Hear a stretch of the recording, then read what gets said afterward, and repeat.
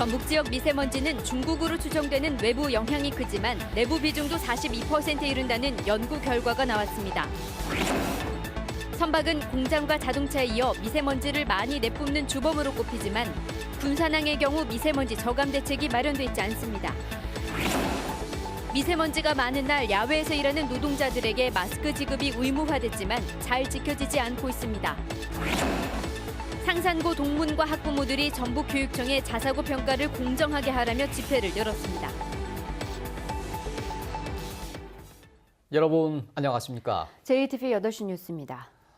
미세먼지가 발생하는 데는 중국 등 외부의 영향을 많이 받지만 내부적인 요인도 상당하다는 분석이 나오고 있습니다. 전북은 비산먼지나 농업, 부산물 등을 태울 때 나오는 오염물질의 영향도 상대적으로 크다는 연구 결과가 나왔습니다. 네, 오늘 뉴스는 미세먼지 문제를 집중적으로 살펴보겠습니다. 첫 소식 권대성 기자의 보도입니다. 2015년 전북의 세제곱미터당 초미세먼지 농도는 평균 35 마이크로그램. 전국에서 가장 높았던 농도가 줄어들곤 있어도 여전히 최고 수준입니다. 원인으로는 중국으로 추정되는 외부 비중이 58%지만 내부 비중도 42%에 이른다는 연구 결과가 있습니다. 환경부 자료를 보면 전북의 초미세먼지 내부 기여도는 비산먼지가 37%로 가장 높습니다. 또한 농업 잔재물 소각과 목재 난로 등 생물성 연소 비중도 29%나 됐습니다.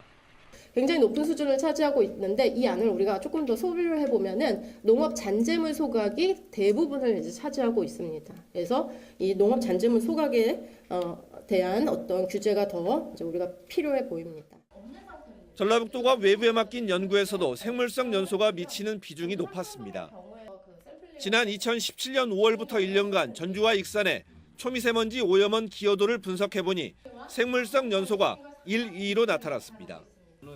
전라북도는 이 같은 결과를 바탕으로 미세먼지 발생을 줄이는 맞춤형 대책을 세우기로 했습니다. 시군과 함께하지 않으면 효과를 거둘 수 없기 때문에 이 농업잔재물 수거 시스템을 좀 철저하게 좀 구축한 다음에 그 퇴비 활용이나 이런 부분들에 대해서도 관리를 철저히 하겠습니다. 전라북도는 올해 보건환경연구원에 맡겨 미세먼지 성분과 오염원 추적 연구를 추가로 진행하기로 했습니다. JTBC 뉴스 권대성입니다. 바다를 항해하는 선박이 공장과 자동차에 이어서 세 번째로 많은 초미세먼지를 뿜어내고 있는 것으로 조사됐습니다. 하지만 많은 선박이 이용하고 있는 군산항의 경우에 미세먼지를 줄이기 위한 대책이 마련되지 않아서 사각지대에 놓여 있습니다. 김진영 기자가 보도합니다.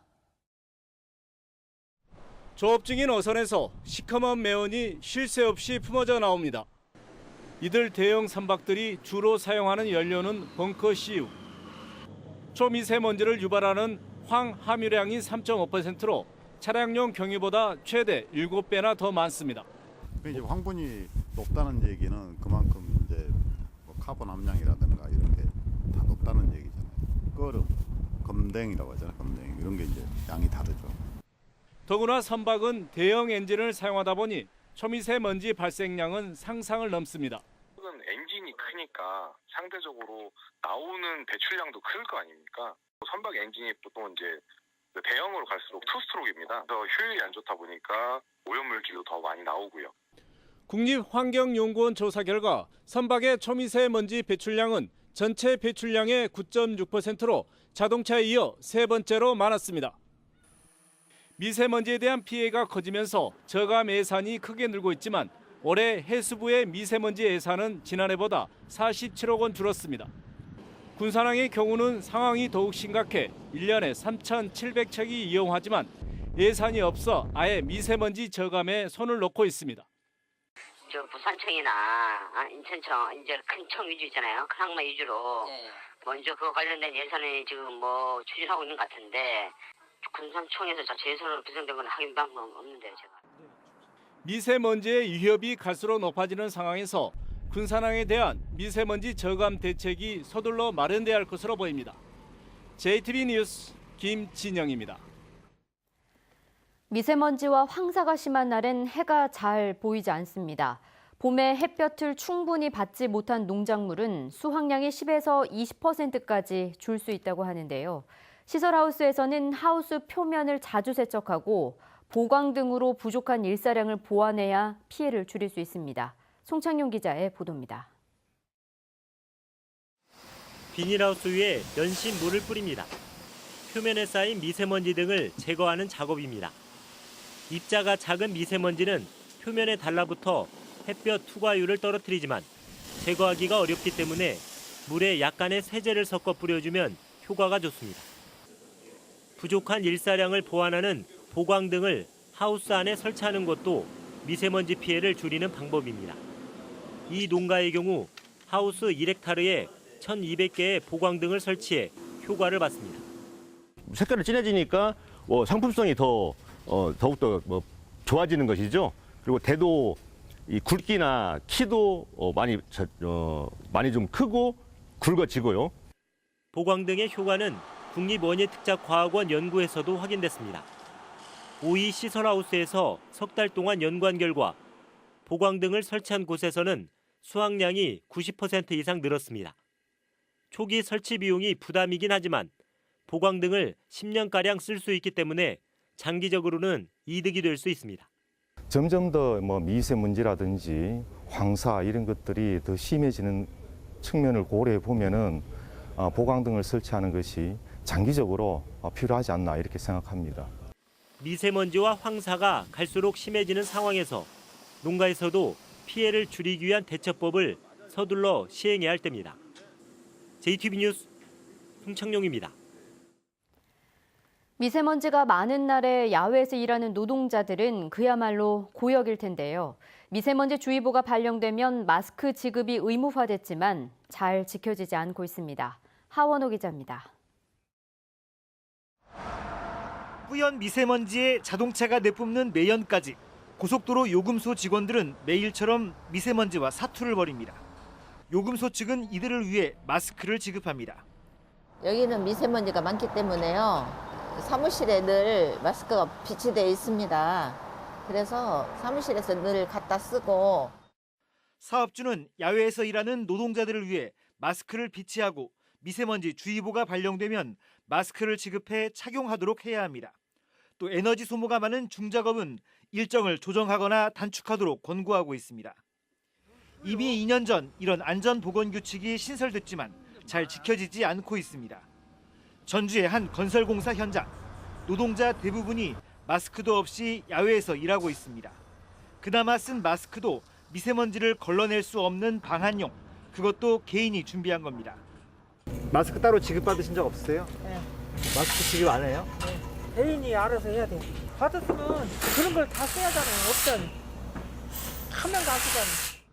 고용노동부는 소규모 공사 현장 등 취약 사업장에 대한 점검을 강화하겠다고 밝혔습니다. 미세먼지 경보 발령이 났는데 사업주가 근로자분들한테 미세먼지 마스크를 지급하지 않은 경우에는 5년 이하의 징역이나 5천만 원 이하의 벌금을 받게 되어 있습니다. 미세먼지에 무방비로 노출된 야외 노동자들이 최소한의 건강권을 확보할 수 있도록 철저한 지도 감독이 필요합니다. JTBC 뉴스 하원호입니다. 상상고 동문과 학부모들이 공정한 자사고 평가를 요구하며 거리로 나왔습니다. 도교육청 앞에선 규탄 대회까지 열었습니다. 하지만 교육청은 평가 점수와 지표의 수정은 없다는 기존 입장을 재확인했습니다. 조창현 기자가 보도합니다. 공정한 자사고 평가를 요구하는 상상고 동문과 학부모 500여 명이 거리로 나섰습니다. 이들은 학교에서 도교육청까지 2km를 걸으며 시민들을 상대로 자사고 평가 계획의 부당성을 알렸습니다. 교육청 앞에 도착한 이들은 자사고 평가 지표 수정을 요구하는 총궐기 대회를 열었습니다. 상상고에만 적용되는 기준 점수 80점은 형평성에 어긋난다며 교육부 권고안을 지켜달라는 최소한의 요구라고 주장했습니다. 현행법의 테두리 내에서 적법하게 시행해달라는 단순한 요구입니다. 이것도 안 됩니까? 알량한 교육감의 재량권이 대한민국의 현행법보다 상위 개념인지 묻고 싶습니다. 전국 각지에서 모인 학부모들은 아이들이 맘 편히 공부할 수 있는 환경을 조성해달라며 울먹이기도 했습니다.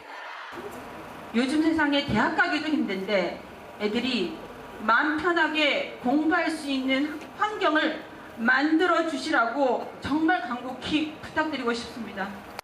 학부모들은 상상고를 지켜달라는 17,000여 명의 서명부를 교육청에 전달하고 교육감 면담을 신청했습니다. 하지만 교육감이 휴가를 이유로 면담 신청을 사실상 거부하면서 자사고 평가 계획 수정이 없음을 다시 한번 재확인했습니다. 전북교육청도 이달 22일까지 상상고에서 평가 서류를 제출받아 일정대로 자사고 평가에 들어가겠다는 입장입니다. 한편 지역 정치권은 물론 국회에서도 상상고 평가 계획에 대한 수정을 요구하기로 하는 등 각계각층의 전 방위적 압박에 대해 전북교육청의 입장 변화가 있을지 주목됩니다. JTB 뉴스 조창인입니다. 전북에서 결핵 환자가 좀처럼 줄지 않고 있습니다. 전라북도에 따르면 전북에선 지난 2017년에 1,025명의 결핵 환자가 발생했고 지난해에도 1,017명의 환자가 확인됐습니다. 전라북도는 오는 24일 결핵의 날을 앞두고 다음 주 한 주 동안 홍보와 예방 활동을 강화하기로 했습니다. 도내 대형 사립 유치원들이 국가관리 회계 시스템, 즉 에듀파인 가입을 결정했습니다. 전북교육청은 한유총 전북지회와 간담회를 갖고 설득한 결과 에듀파인 의무가입 대상 유치원 모두 동참하겠다는 입장을 전했다고 밝혔습니다. 도내에서 에듀파인 도입을 결정한 유치원은 20곳으로 원화수 200명 이상 의무가입 대상 유치원 13곳과 미가입 대상 유치원 7곳 등입니다. 임실 청옥면은 민족대표 33인인 박준승 선생의 고향인데요. 3.1운동 100주년을 맞아 임실 청옥면을 중심으로 벌어진 3.15 만세운동 재현 행사가 열렸습니다. 임실 만세운동의 의미를 되짚어보는 학술대회도 함께 진행됐습니다. 정원희 기자입니다.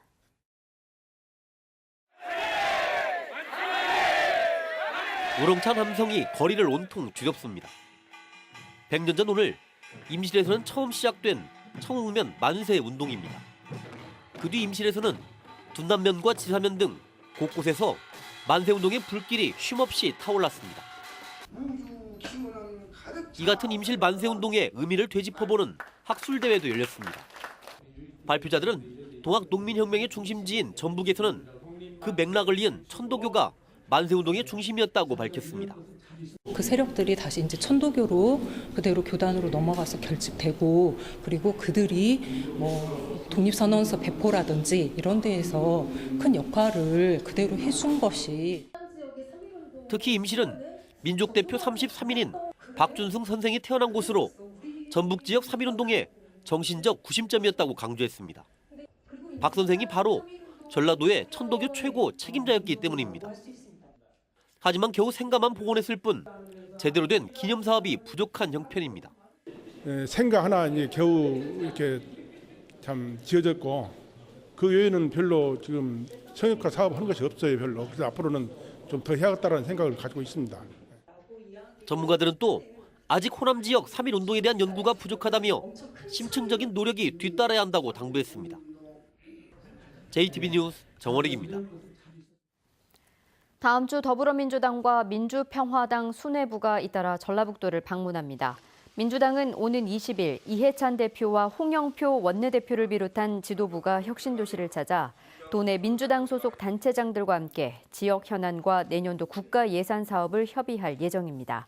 평화당도 같은 날 도당사에서 정동영 대표 등 지도부가 모두 출동해 현장 최고위원회를 가진 뒤 전북 미래연구소 개소식을 개최하는 등 총선을 앞둔 민심 잡기에 나섭니다. 금융중심지 지정 논의의 본격화를 앞두고 이달 열리는 국회 정무위원회에 관심이 쏠리고 있습니다. 국회 정무위는 오는 27일 금융위원회의 업무 보고를 받을 예정으로 부산 출신 국회의원들이 금융중심지 추가 지정에 대한 금융위의 입장을 따져 물을 것으로 보입니다. 금융위는 최근 밝힌 올해 주요 업무 계획에 금융중심지 지정 내용은 포함하지 않았습니다. 지난해 5월 한국 GM 군산공장이 폐쇄되면서 발생한 무급휴직자 400여 명에 대해 복직이 논의되고 있는 것으로 알려졌습니다. 한국GM은 군산공장 무급휴직자의 부평공장 투입 등 여러 가지 방안을 논의하고 있는 것으로 전해졌습니다. 지난해 군산공장이 문을 닫으면서 이곳에 있던 근로자 1,000명이 희망퇴직을 선택했고 600명은 회사에 남았습니다. 그리고 400여 명이 무급휴직에 들어갔습니다.